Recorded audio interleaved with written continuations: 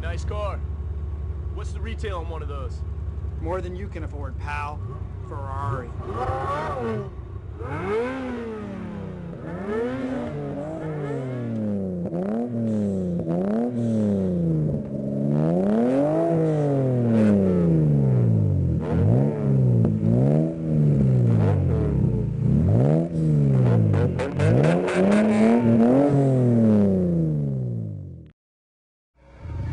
Ready. Set up.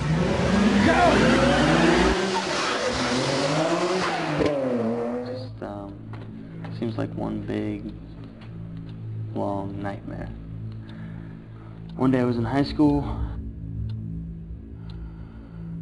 and then overnight, gone. It just started out like any other Friday night. We got in our cars, and it just kind of started out as a friendly race.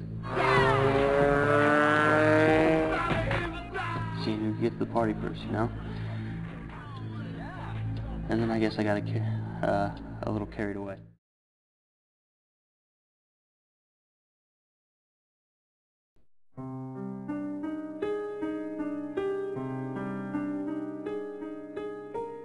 He was not just my son, he was my friend, and that's the thing that I remember most about him. I liked being around him. At 3 o'clock, I got a phone call. And he said the boys were in a crash. They were in a car crash. And I said, did they die? And he said, I can't tell you. And I said, did Nick die? And he said, yes. 1 second we were driving, and well, we were just upside down. Hey, slow down!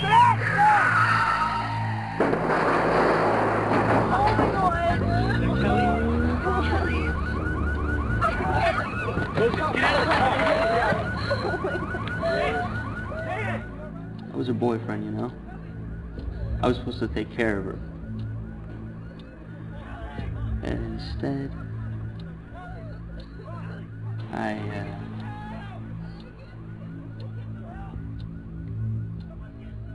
he died right next to me.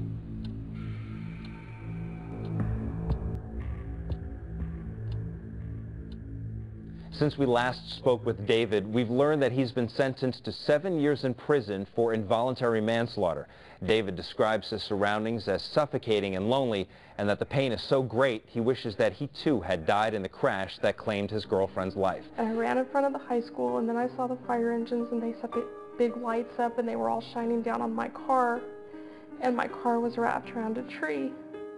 And I remember a police officer came up to me, and she said, "Are you his mom?" I said, "Yes." And then the coroner came up to me and she said, "He died instantly and he didn't feel it." And I stood there until about 4 when they took him out of the car. They wouldn't let me see him. I saw a gurney with a sheet, and they put him in a white van. And my friends showed up and they picked me up and brought me back home. And then I remember going in Josh's room and waking him up.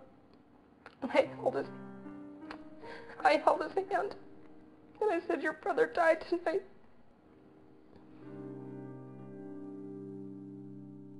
There are other things to do that you can enjoy in life that have nothing to do with racing a car or driving fast. You know, find other things, because it's the #1 cause of death until the age of 34 in this country. He wanted to live his life the way he wanted to live it. And he would say that to me in so many words all the time. "It's my life, Mom. I'll live it however I want to." But the thing that Nick didn't understand was that it was my life and his brother's, his grandmother's. And he took all of our lives with him that night.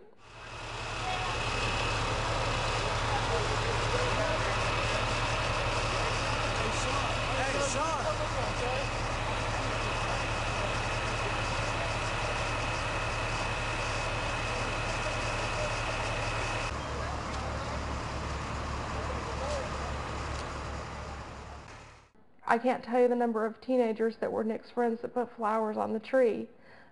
At what point do you get tired of putting flowers on trees? It's got to stop, and they have to stop it. They have to put pressure on each other to stop it.